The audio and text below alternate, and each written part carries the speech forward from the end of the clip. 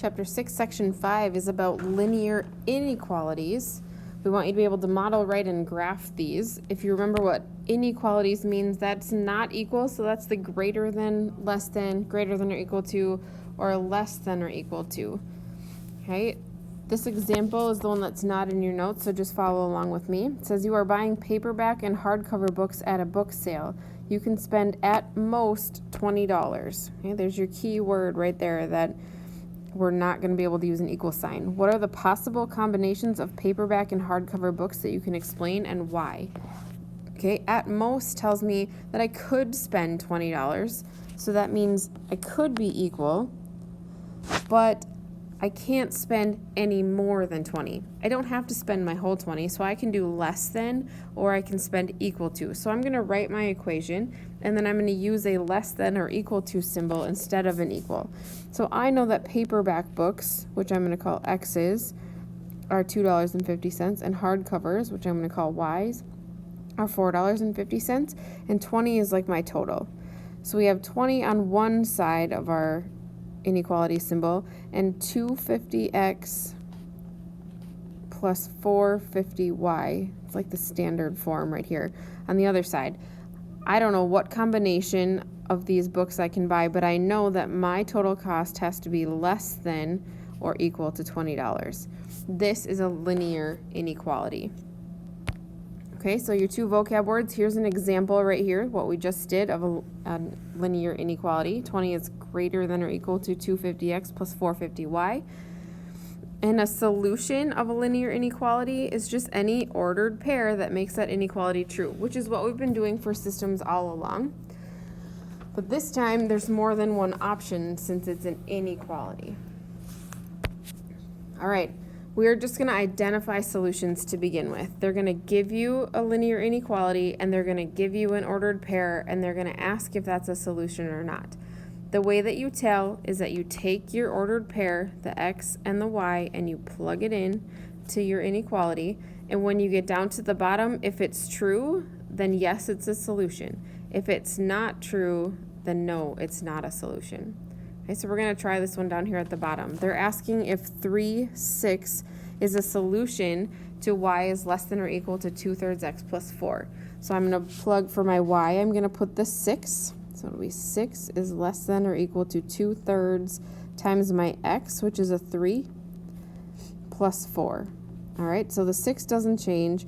2/3 times 3 is actually 2, plus 4. Okay, so I have 6 is less than or equal to 6. Well, 6 isn't less than 6, but since it is equal to, that does work. That is a true statement.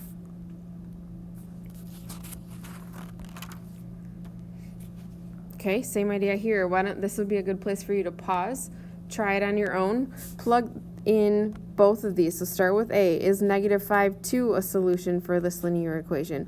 Then is 4, 6. Okay, come on back and check your answers with me when you're finished.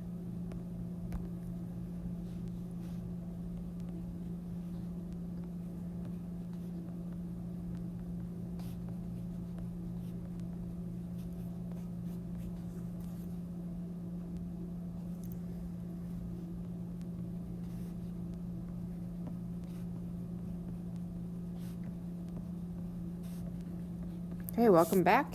Neither one of these actually worked out.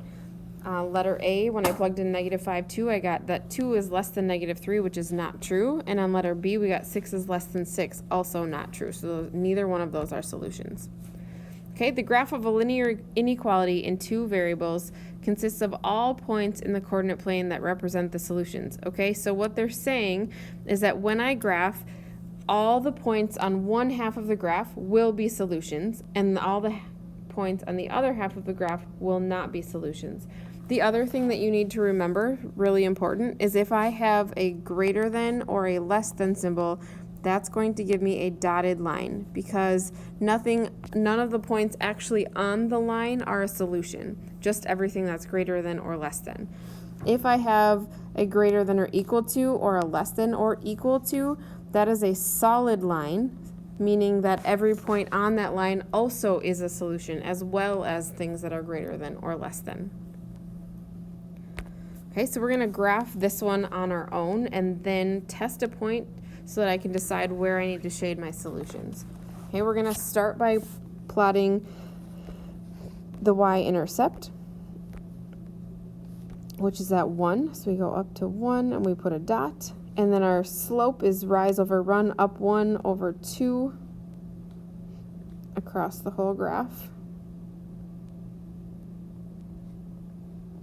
Okay, now because I have this equal to bar underneath here, that means I'm going to have a solid line when I graph this.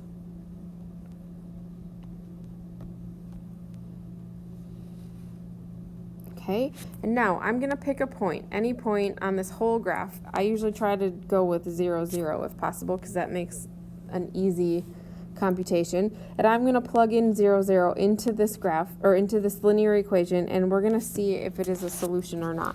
So if my x is 0 and my y is 0, I will have 0 is less than or equal to 1/2 times 0 plus 1. Okay, so 0 is less than or equal to 0 plus 1. 0 is less than or equal to 1. Because that is true, I need to shade the side that has 0 to 0, 0 in it.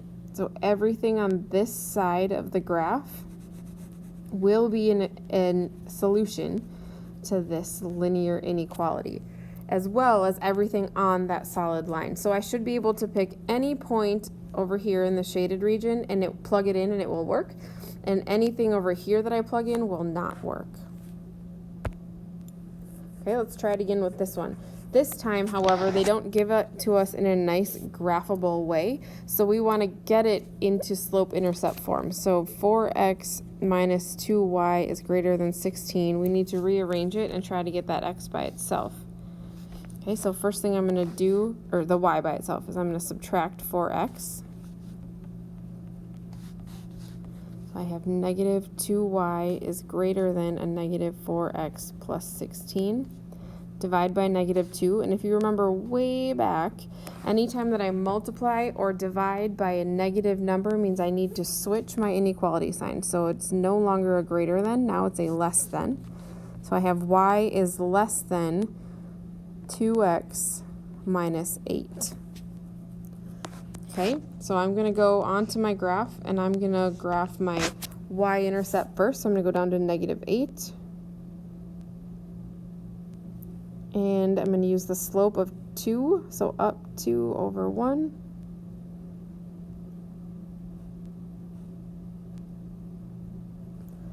And because this one does not have an equal to bar underneath, I'm going to make a dotted line.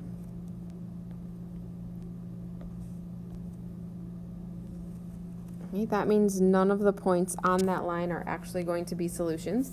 Okay, again, I'm going to choose 0, 0 to plug in to my equation and see if it works. So I will have 0 is less than 2 times 0 minus 8. 0 is less than 0 minus 8. 0 is less than negative 8. Okay, because that is not true, I can't shade on that side. I need to shade on the opposite side. Okay, that means everything that I have shaded in would be a solution if I plugged it in. Everything over here would not. Okay, what is the graph of x is greater than negative 1? If you remember back when we were doing this as equations, not inequalities, an x equals graph was a vertical line. So we're going to go to negative 1 on the x-axis, put a point, and draw ourselves a vertical line. This one does not have an equal to bar underneath, so I need to make sure that I make that a dotted vertical line. Okay, then I'm going to plug in 0, 0. If I put a 0 in for x, is 0 greater than negative 1? Yes, it is. So I'm going to shade everything on that side of the line. Those are all solutions to that equation, linear equation. Okay, then this one is y is less than 2. So if you remember a y equals graph, that was a horizontal line. So we're going to go up to 2, and we're going to make ourselves a horizontal dotted line because we don't have the equal to bar. I'm going to try plugging in 0, 0 again. If I have 0 is less than 2, that is true. So I'm going to shade in where that 0, 0 is. Okay. End of part 1. Should be able to do page 393, numbers 8 through 20 evens, and maybe even start your lesson quiz.